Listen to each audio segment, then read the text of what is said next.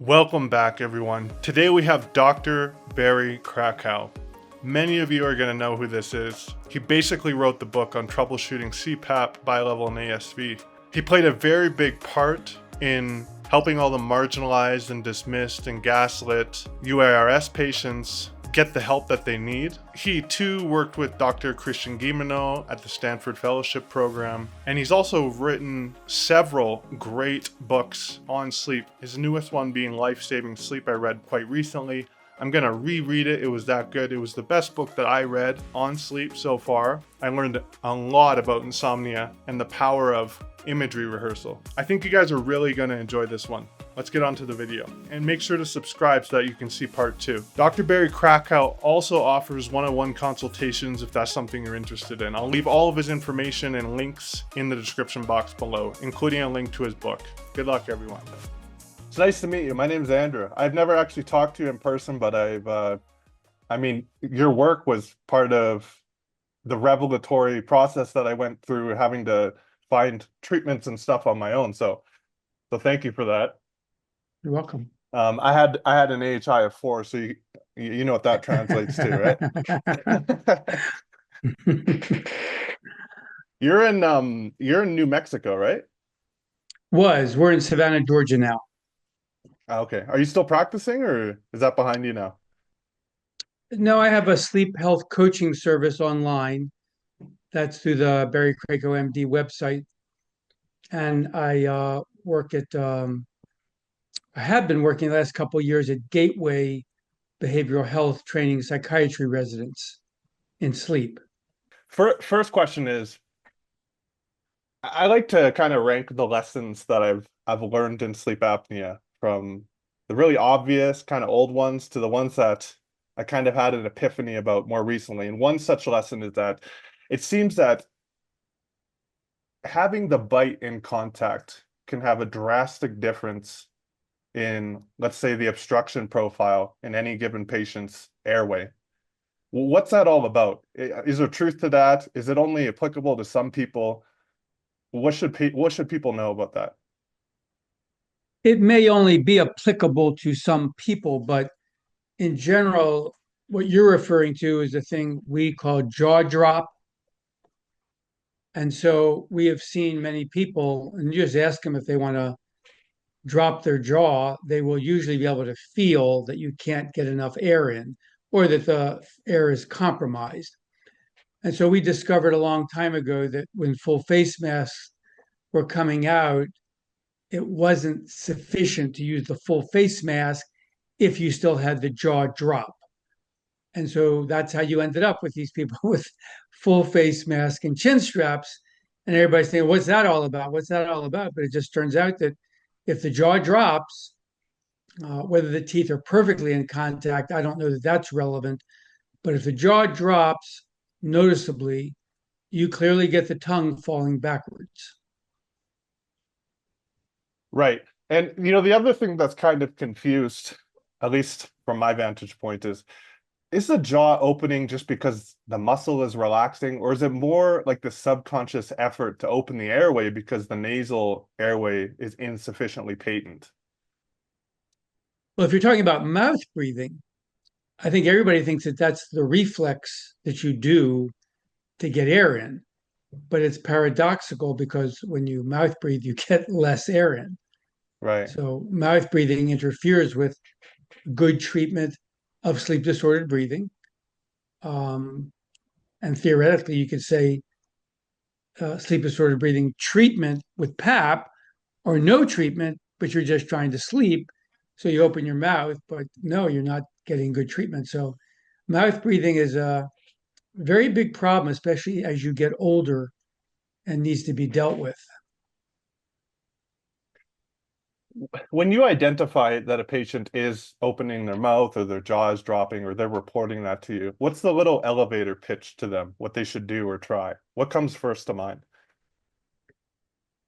Well, if I'm understanding your question in terms of like a clinical context, it's interesting how when people come to me for my coaching services, which they can do at my website, barrykrakowmd.com, it is remarkable how many people have never had an intense discussion about nasal hygiene?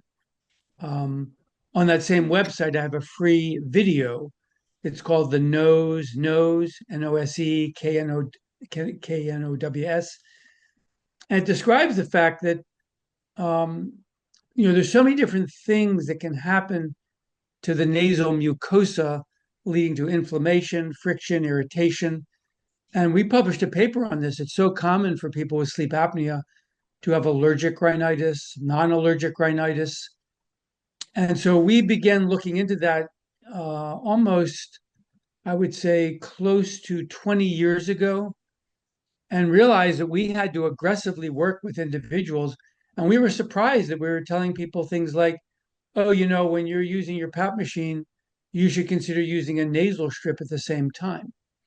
So there's many pathways. And in the book, I describe that a lot. We call it the conservative management or early intervention for sleep disordered breathing, because so many people can benefit just by working on nasal breathing. But for PAP, it's very difficult to solve a mouth breathing problem unless you first ask the question, is this caused by a nasal blockage? Right. I met this. I'm one of those patients who had a lot of difficulty with my turbinates and just the amount of room that I have in my nasal passages. I actually went through maxillary expansion somewhat recently, which drastically changed my nasal breathing. I mean, it's a night and day difference. Ever since I've done this, not once has my nose congested completely, which I thought was normal. Do you have Right, a right, little comment on that as well? Is it normal right. ever Did for you what did you for use the ease procedure with Casey Lee? No, I did consult Casey Lee, but I went with Dr. Coppelson and did the mind procedure, which is, you know, it's very similar. The surgical cuts are similar. He also releases the pterygoid maxillary junction. Mhm. But yeah, I'm all done now, and it was a success. So I'm happy I went through that. But do you have a That's comment great. towards that end of if one side of someone's nose completely blocks at any point in time, is that enough to say that, okay, there's probably an issue either with your turbinates or the amount of space that you have in your nasal passages? Or is Well, that I'd say it a little bit differently. I'd say that uh, most people who have sleep disordered breathing have something wrong with their nose. They just do. And the question is, what is it? And you've got to get into is it anatomical, or is it actually just this process that's ongoing where they don't realize that they don't have normal nasal breathing? It's very common for people just to say, well, there's nothing wrong with my breathing. I'm just a normal breather, as they're sitting there talking to you with their mouth wide open. So, so normalization of nasal breathing is similar paradigm, to normalization of sleep. If you're not thinking about your sleep, if you're not thinking about your nasal breathing, you end up believing that what you're doing must be okay. Uh, for example, when somebody says their turbinates are swollen, the first thing I think of is not you need surgery. The first thing I think of is, well, is that allergic rhinitis? Is that non-allergic rhinitis? What nasal spray treatments have you used?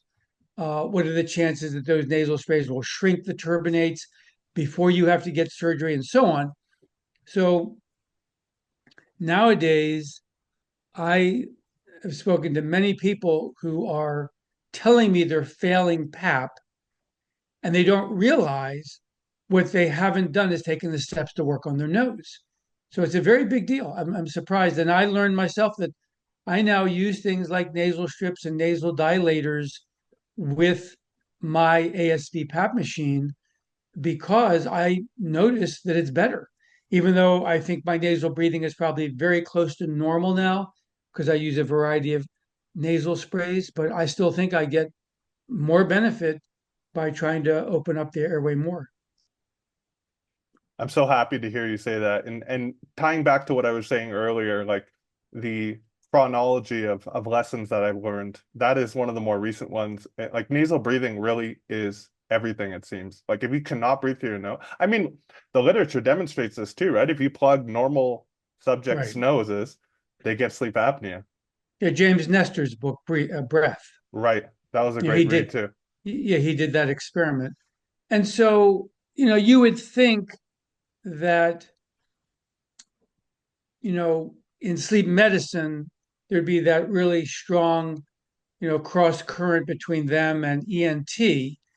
And there is to an extent because people often sense, well, go to an ENT, check out your septum, check out your turbinates. But we've been surprised how many people come to us when we were in the clinic in Albuquerque and even now in Savannah, Georgia, when I'm doing my coaching services.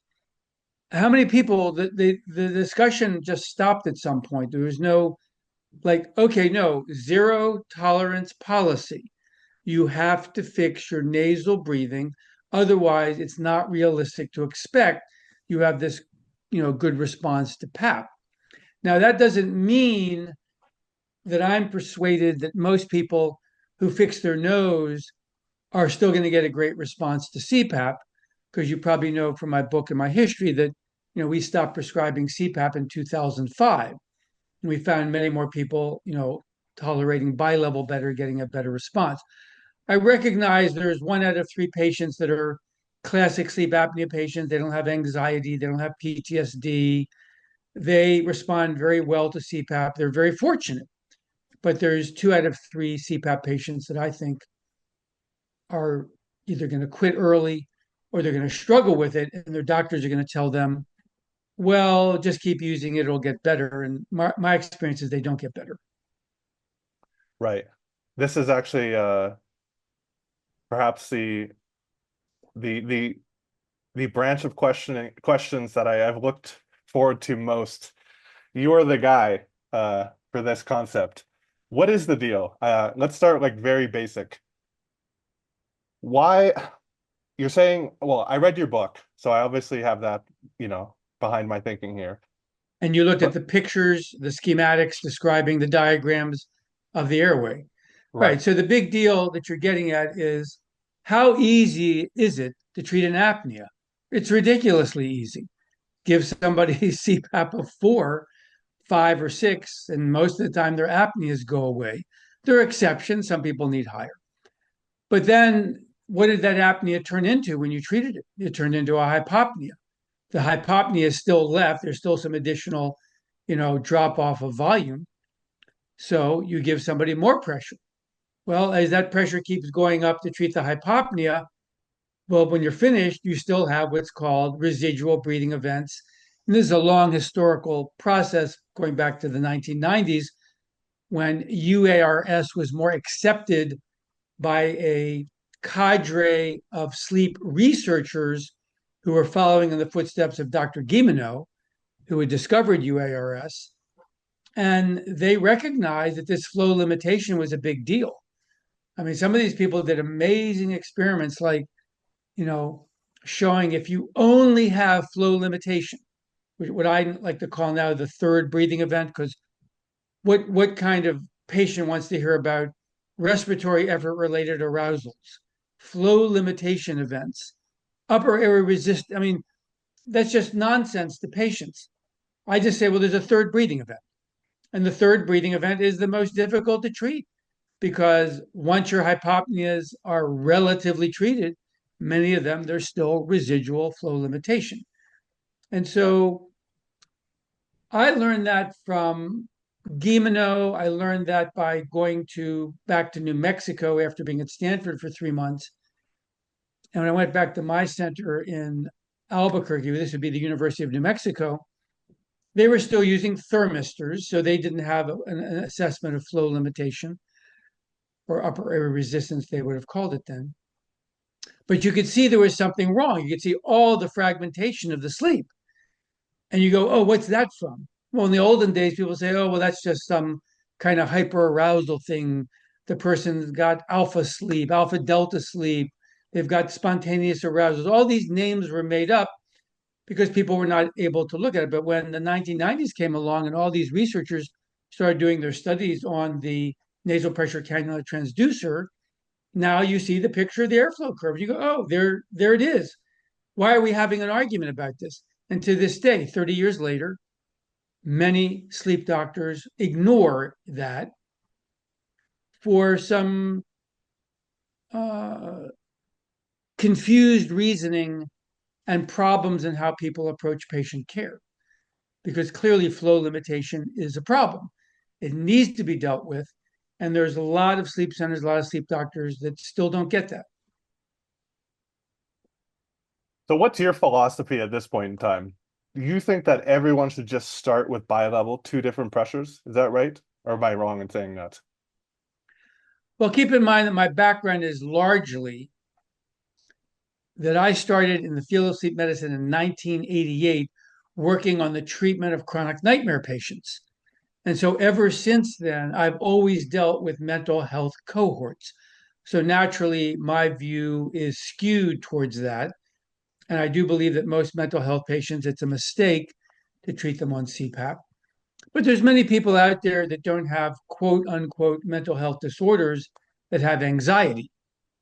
And so if you have anxiety, your chances of being able to use CPAP and getting a good response are lower because that anxiety is going to interfere with the way you try to deal with this higher fixed pressure when you're breathing out, because that produces expiratory pressure intolerance. And yet you have to raise that pressure if you're going to be able to overcome the third breathing event.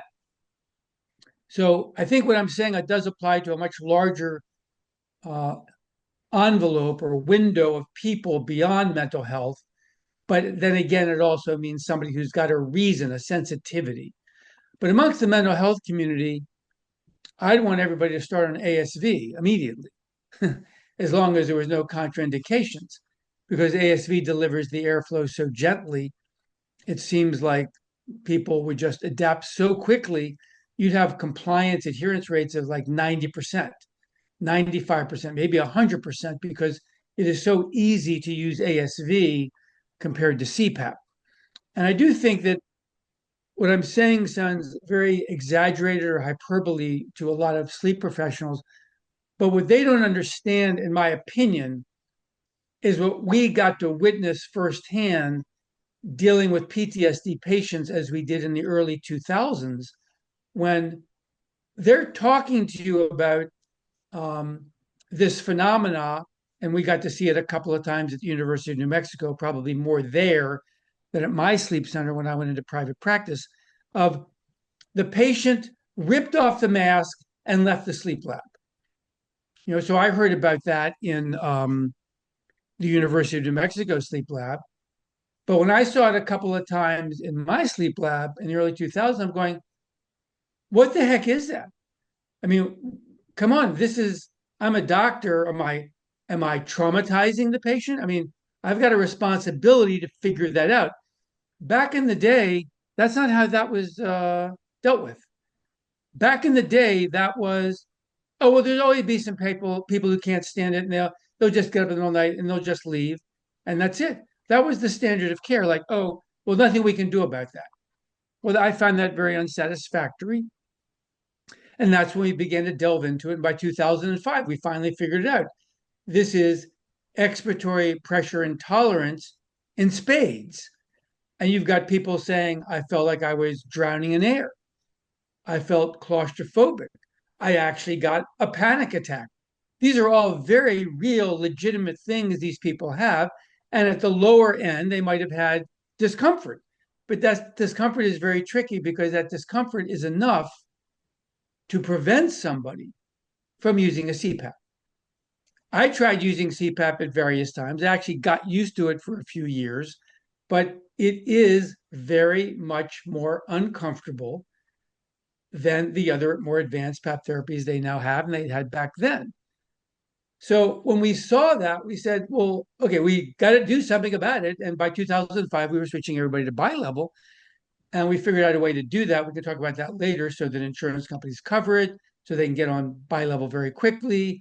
They don't have to have this really stupid, ignorant approach to, oh, take your CPAP machine home with you and use it for a couple of months and come back and talk to us. That's horrible patient care. And many people get traumatized by it.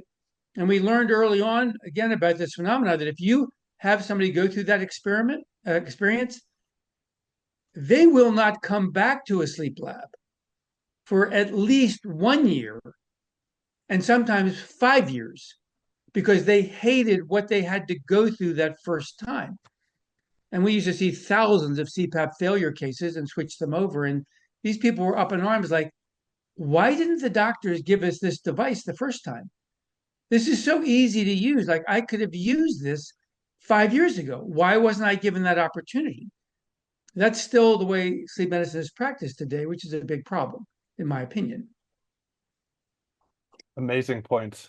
I have a couple things I want to double click on here. So the first is quickly, obviously there's patients who are going to report anxiety, right? And say, I felt terrible. My heart was racing. I had a panic attack, etc. But did you find also, or do you find that there are patients who don't report necessarily that they have anxiety, but you can tell that they have anxiety based off of the readouts, for example, with Oscar, like looking at the expiratory leg, you can see expiratory pressure intolerance, and you go, no, you are having anxiety towards the machine. I think you should, either go to ASV or go to Bilevel. Right. I mean, the word anxiety could also just mean you're uncomfortable. It's discomfort. So we don't have to just call it anxiety. What it is, it's called a somatosensory response, where for some reason this stimuli that's coming into you is so foreign and so unnatural, and particularly so when you're trying to breathe out. I mean, you think about CPAP, it is so funny to say to somebody, "Oh, by the way," and when you're breathing out, the air is still coming in to prevent collapsibility. Like if you're just a logical human being, you go, "What? You just said that I'm having trouble when I breathe out, but you want to shove air in? Isn't that going to make things kind of weird?" But nobody talks that way to patients because they don't talk about CPAP that way. Others say, well, maybe you'll be uncomfortable, so use it for a while, see what happens. So as some context, one really common complaint or reporting that I see is that patients say they feel worse on PAP. Now, obviously, some of that can just be, well, the pressures are not right, and you're having subtler breathing events with physiological responses, and your sleep architecture is destroyed, obviously, right? But I guess part of me is asking too, like, do you think some patients who aren't necessarily reporting the next day that they have anxiety, they're having anxiety from the machine while they sleep, and it's Right, somehow disturbing their EEG? right. I think I'm getting distracted because you mentioned Oscar, and Oscar I don't find that reliable for certain things. It could be that I don't know Oscar well enough, but I've seen some things about Oscar that makes me think that it's inconsistent on the way it delves into flow limitation. Nonetheless, you're spot on in where you're going with this because that's what we saw. In other words, one of the first studies we ever published on this phenomena was how expiratory pressure intolerance, the phenomena that can show up sometimes, often on the expiratory limb of the airflow curve in a titration study. I don't know about Oscar, but on a titration study, it'll show up and it'll look a bit ratty. And we published a paper in 2013 and we had a picture of what expiratory or EPI looked like. But the part that was so important about the paper was that those people in having that phenomena were having things like more sleep fragmentation, more arousals, more what used to be called back then sleep stage transitions. And so they're going back and forth from S1 to S2, S2 to S1, like that sort of thing. And that would be going on, and they wouldn't even go into REM sleep. Or if they did go into REM sleep, they couldn't stay in REM sleep. So you're absolutely right. The sleep architecture wasn't right. And so this was the astonishing experiment we went through in early 2005, 2006. We put some of these people on Bilevel, 2 hours into the study, 4 hours into the study. And we were stunned because for 2 hours or 4 hours, no REM sleep. You got that? No REM sleep. They go on Bilevel, and 30 seconds, 60 seconds, 2 minutes later, literally within 2 minutes, they immediately go into consolidated REM sleep. And we're going, wait a second. No, and I'm looking at, all these studies. every single morning. We would have our studies scored the night during the night, prepared, completed in the morning. I'd read every study in the morning, even most weekends. And I kept seeing this every study. Person on CPAP switched to bilevel, and now they're in REM, and the REM's consolidated. I go, no, this is too big a deal. This can't be a coincidence. And keep in mind, I'm especially biased about REM sleep because I started in the field of nightmare treatment research, where I was learning all about REM sleep all through the 1990s and its relationship to um, improving memory, concentration, emotional regulation. And here I am seeing these PTSD patients and they can't get into REM sleep. And of course, my first thought is, well, it must be the medication, it must be the medication, the psychotropics.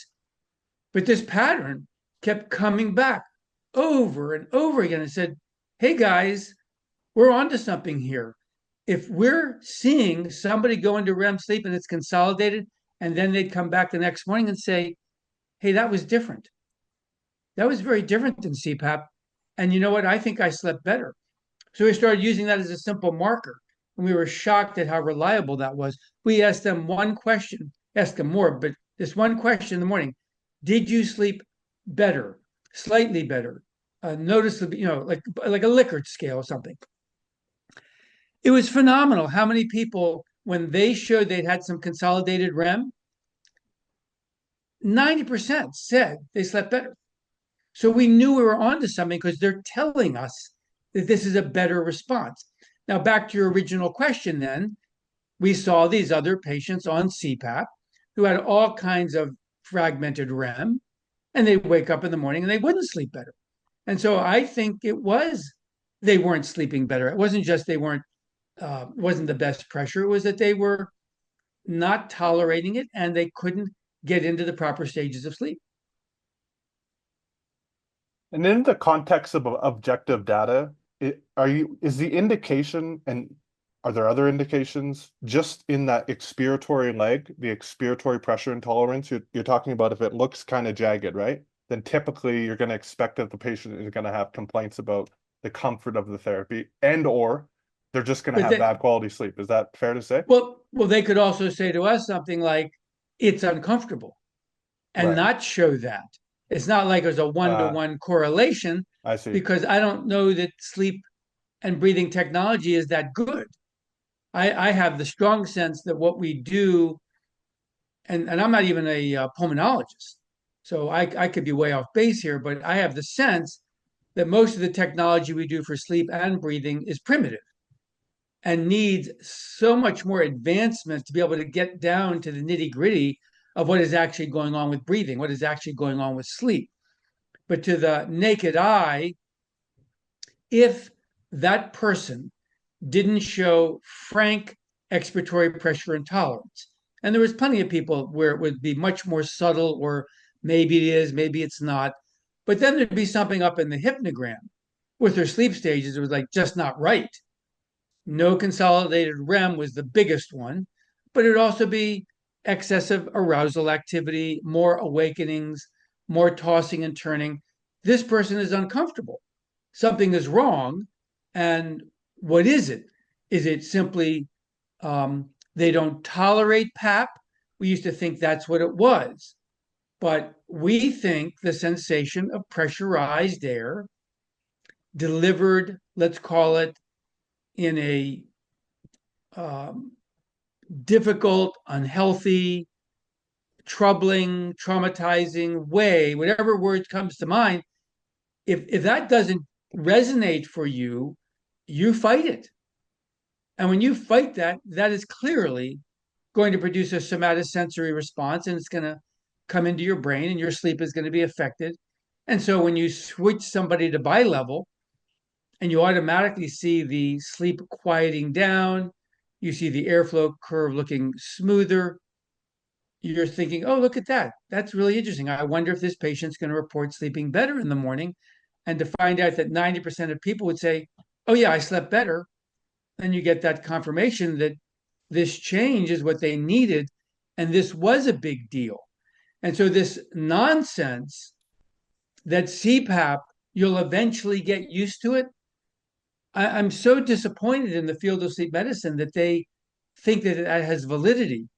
We saw several thousand patients from, say, 2005 to 2015, even up to 2019, that came in the door saying, I've been on my CPAP for 6 months, for 1 year, for 2 years, for 5 years. Say, okay, well, why are you here today?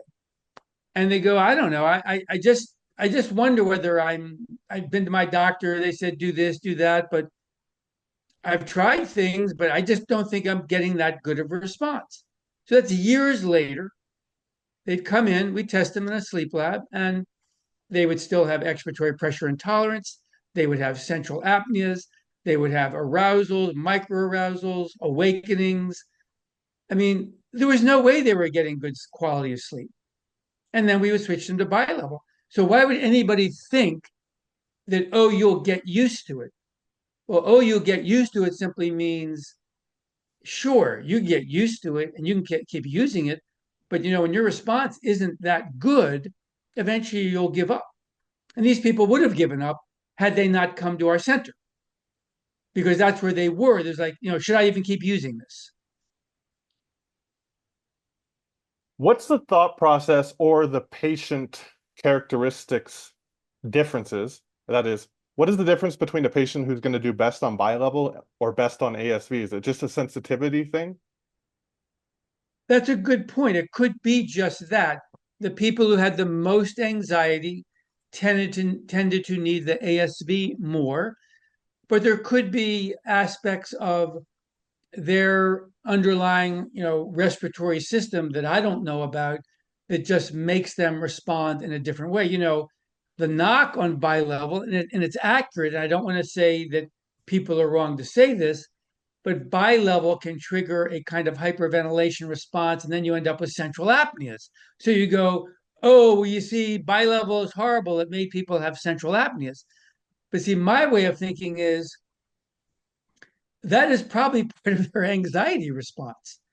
And that's one of the reasons why those people then would, according to the standards of the insurance companies and allegedly the scientific community, that now they do qualify for ASV because they got these central apneas. And we, I have to admit, had an easier time with that in Albuquerque at 5,000 feet elevation because people are even more susceptible at that altitude to be able to generate some of those central apneas. But I will say this, we went to bat for patients who didn't qualify with complex sleep apnea, treatment emergent central apneas. We had plenty of PTSD patient, anxious patients. They couldn't get used to anything.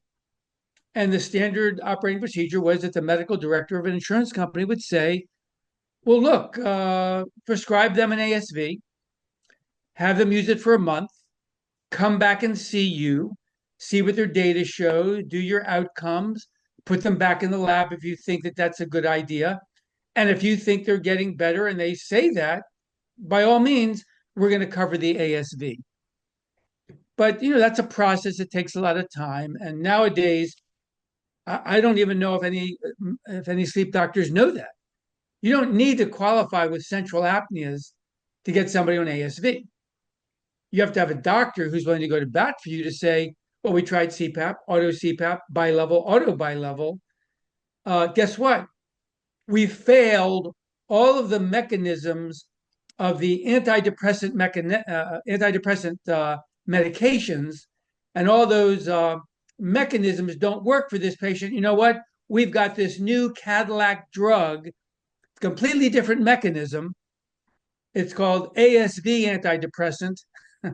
And why can't the person have that? Why would somebody say, I can't use all those machines? Well, can we try?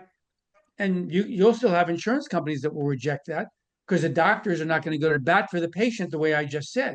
And yet psychiatrists do that all the time and go to their facilities and say, we've tried all these medications. This new kid on the block looks like it could be a really good drug for my patient. I would really like my patient have a trial of this. Are you willing to cover it? So Why that doesn't happen with PAP therapy is its own problem in the field of sleep medicine. Everybody still thinks, many people still think CPAP, auto CPAP, um, expiratory pressure relief somehow is going to solve all the problems. Okay, so your book covers a lot on insomnia, and the question, I mean, it's the best breakdown of insomnia I've ever read. Um, Thank you. Thank you. and something that I constantly think about is insomnia is like the only sleep disorder that outnumbers, I think, sleep disordered breathing, right? Right. And I wonder what percentage of those patients just have subtle sleep disordered breathing and they think that they have insomnia. And also even the patients who get treated, let's say with PAP, but it's not a complete properly titrated Right. treatment and they're still having Right. events, they start to think they have insomnia as well. How big are these numbers and do we have any idea and how do we parse this We apart? we don't have good numbers. I mean, the one that we've seen clinically that most people think is our outlandish hyperbole is that since we've treated thousands of patients who walk in the door saying, "I have chronic insomnia," and all the other treatments I've tried, don't seem to work. Can you help me? Those patients have sleep apnea, and my sense then from that, also going out into the community, and what I mean by that is like making a point of talking to people out in the community who are not patients because I want to get some additional input, even though it's straw poll research, as they call it. And I'm convinced that if you are a chronic insomniac and you've had it for a year or longer, and you've tried something, you went to the drugstore, you got a prescription, or you did online CBTI, or you've been reading about sleep hygiene, or whatever, it's on your mind and you've gone after it, but it's chronic. Your chances of having a sleep breathing component are greater than 90%. And it might even be 100%. It might even be that we'll learn one day that the longer you have the insomnia, you're actually destabilizing the way the brainstem interfaces with the respiratory system during sleep, and your insomnia has screwed up your breathing. And so I think that number is astronomical.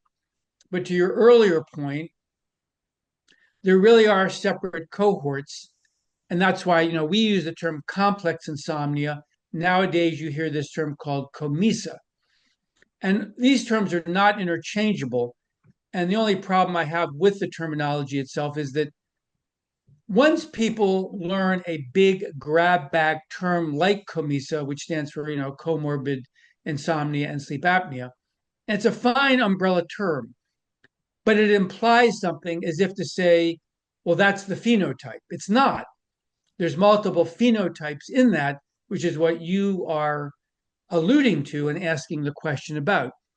There are people you will meet whose insomnia, chronic insomnia, is completely cured by PAP therapy. And it's a thing to behold. And what's so interesting about that statement is that sleep doctors all over the world have experienced that.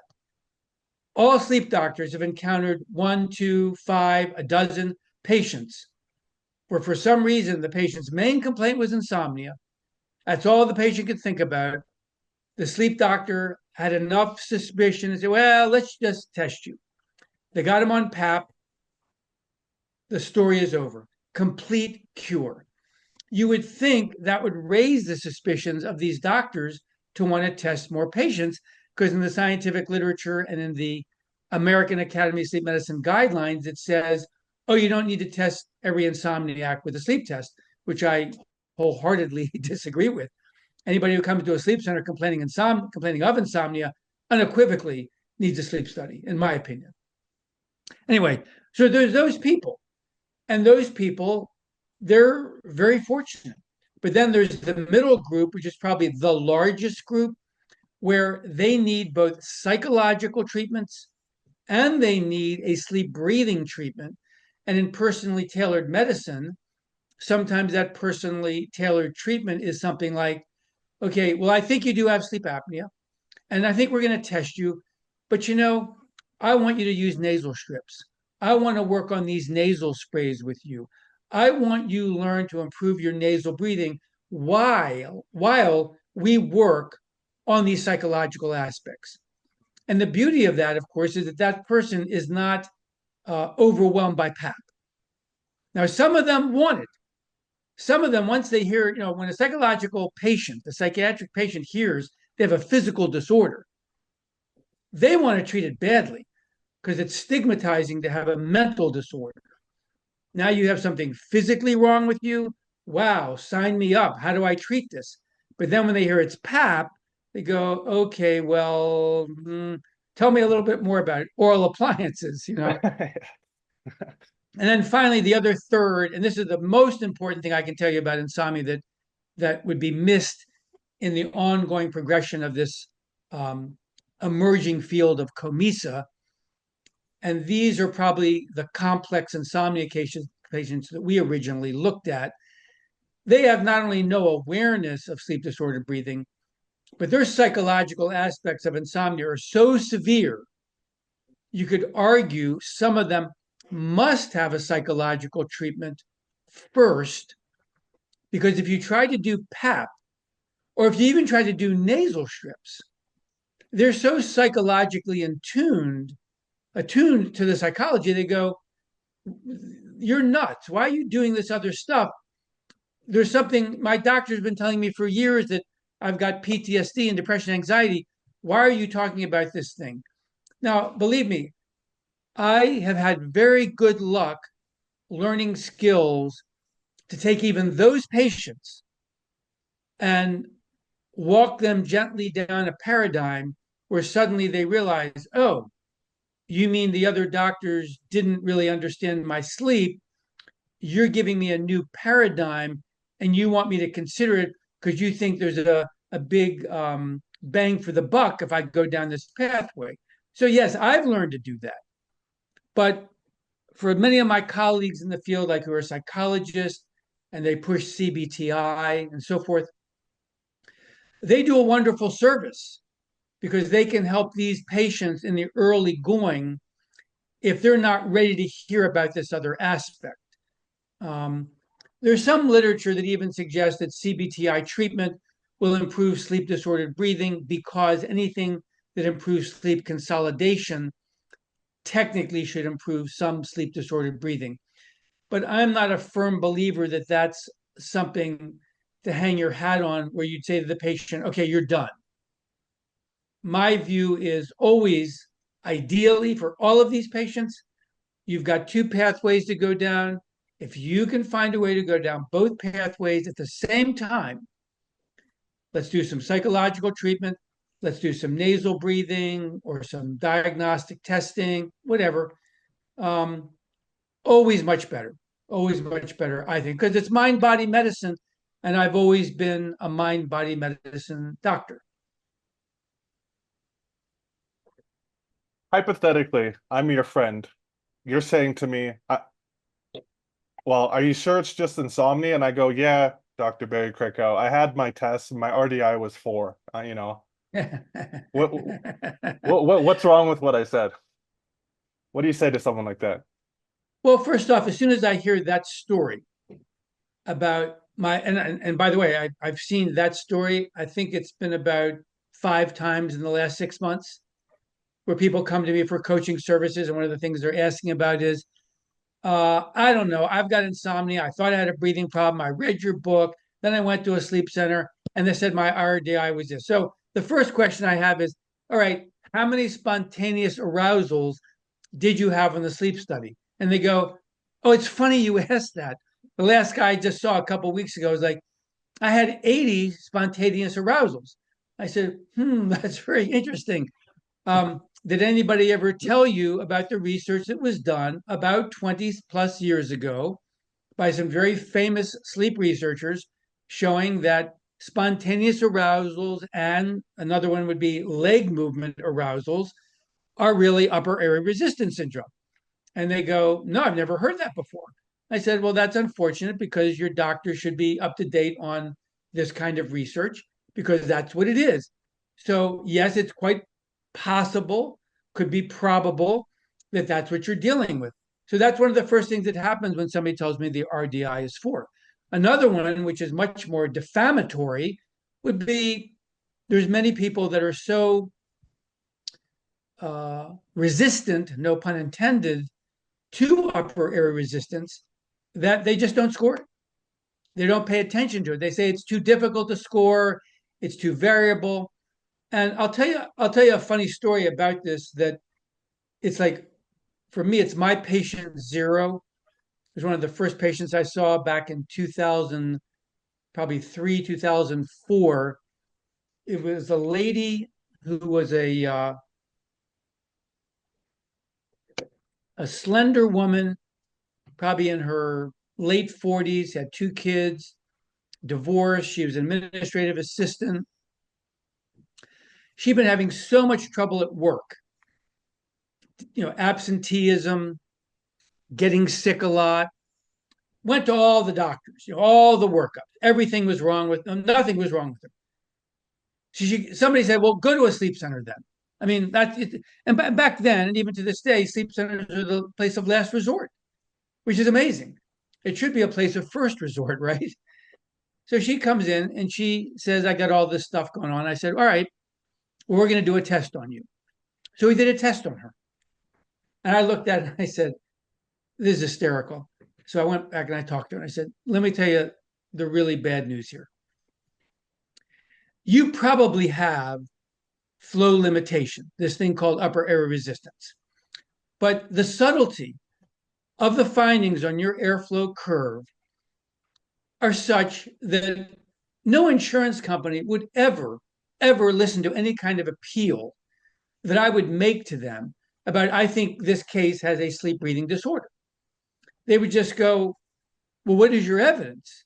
I mean, this could be an RDI of, 1. But I said to her, I'm not going to promise you anything.